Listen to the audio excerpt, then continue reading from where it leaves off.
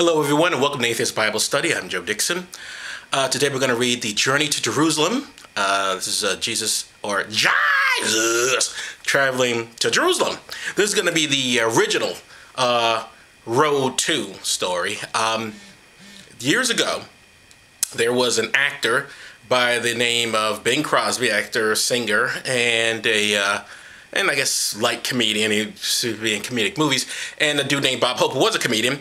And they would go on the road to, I don't know, Maui or Zimbabwe or something. They'd go on a road somewhere. And that was a picture. It would just be them going places. And there's Jesus. So obviously, there's an inspiration. Bob Hope and Bing Crosby are inspired by Jesus Christ. You can look them up. These people really existed. Unlike Jesus, Bob Hope and Bing Crosby. Anyway. So this is again the original road picture. It's not as good as Bing Crosby or Bob Hope pictures. Not that those are great.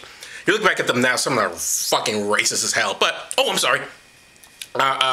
And of course, since I'm reading the Bible, I of course have to have a libation because, you know, world's most boring book. So I'm reading. I'm going to be reading, but right now I'm drinking Angry Orchard, another Angry Orchard apple ginger hard cider. It's always good to drink hard cider with your Jesus. It's your Jesus reading. All right, so let me just gobble this baby down, and then we'll get into this, I'm sure, very exciting story.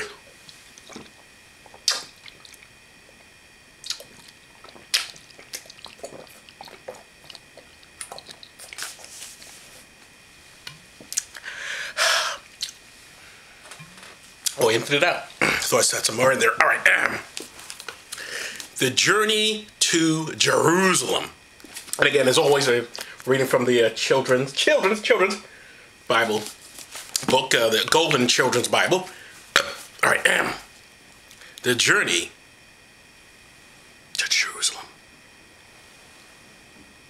As Jesus was on his way to Jerusalem, he passed through the midst of Samaria and Galilee, which are the two of the hottest places in town. You gotta, if you're going through to Jerusalem, you gotta hang out in Samaria and Galilee. These are hot. They're really hopping joints. And as he entered a certain village, there met him 10 men that were lepers, who stood afar off. And they lifted up their voices and cried, "Jesus, Master, have mercy on us." And when he saw them, he said to them, Go and show yourselves to the priests. Go to the priests. Show yourself to the priests. Because the priests apparently had never seen them before. And it came to pass that as they went, they were healed. So as they go into the priest, they were healed. And one of them, when he saw that he was healed, turned back and with a loud voice glorified God and fell down his face at his feet. With a loud voice glorified God and fell down on his face at his feet, giving him thanks. Obviously, God thanks, or Jesus. And he was a Samaritan, which is very important. That Samaritan is actually getting down and thanking God. Oh, God, thank you for healing me. I'm no longer a leper.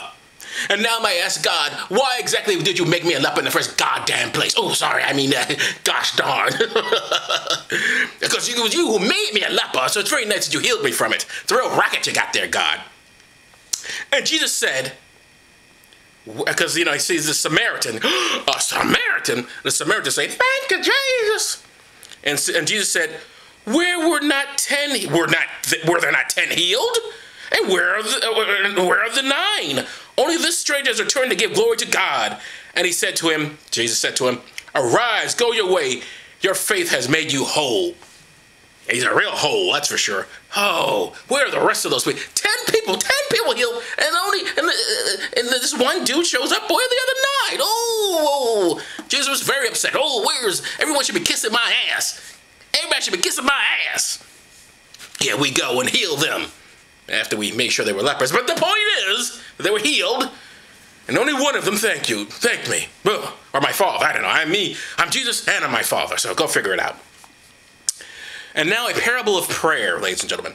Jesus spoke this parable to certain men who were proud of their own righteousness and looked down upon others. And we know how much Christians hate to do that. 2 men went up into the temple to pray. The one a Pharisee, the other a tax gatherer. Is this kind of racist? First of all, we know this guy's Samaritan. I don't know why that's relevant. Now we got to hear about this guy's a Pharisee. Again, why is that relevant? The Bible is a bit of a racist book. Well, imagine if they said it was like, it's rather than Samaritans, and he was a Chinese. Like, why would they mention he's Chinese? I don't. Why is that relevant?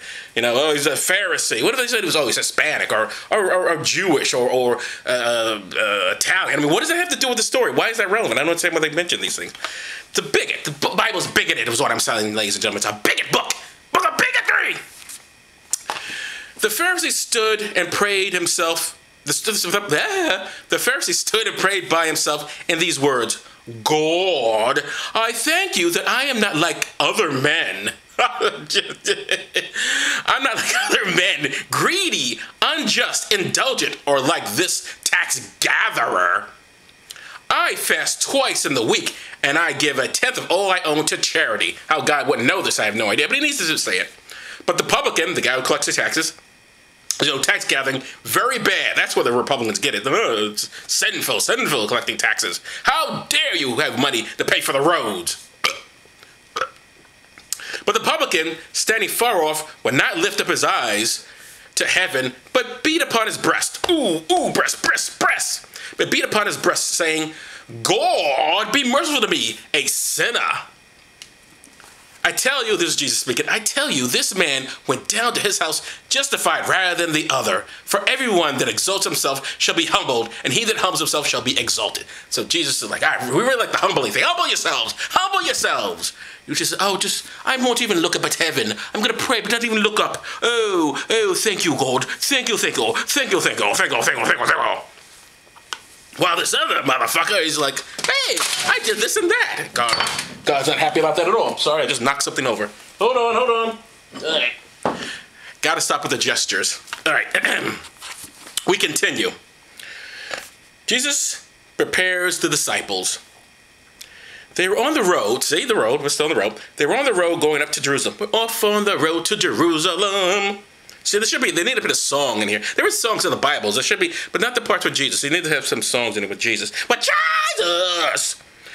They're on the road going up to Jerusalem, and Jesus went before them. And as the disciples followed, they were amazed and afraid, as they often are. And if you ever read the Bible, or the Golden Children's Bible, the disciples are continuously afraid and amazed. Amazed and afraid and amazed. It's amazing how often they are afraid and amazed. They're almost like American voters. Everything's afraid. They're afraid of everything. Everything's scary. Scary. This one's going to get you. That's going to get you. Land of fear. Then he called again the 12 and began to tell them what things happened to him, saying, this is Jesus again, behold, we go up to Jerusalem. The Son of Man, he likes to refer to himself as that, the Son of Man. I'm the Son of Man, that's me, Jesus, Son of Man. The Son of Man shall be delivered to the chief priests. And this, by the way, wait a minute, why are these people thinking, I just realized, Jesus said to the priests, he didn't heal these people. Why are they thinking that? Shouldn't he be thinking the priests? The priests are the ones who healed these people, not Jesus. All right, well, anyway, sorry, it just dawned on me, people. I'm drinking when I'm reading this. What do you want from me? Also, it's not like I'm subscribed, so I'm just reading the goddamn thing. I'm going along as I'm reading it. Forgive me, all right? Forgive me.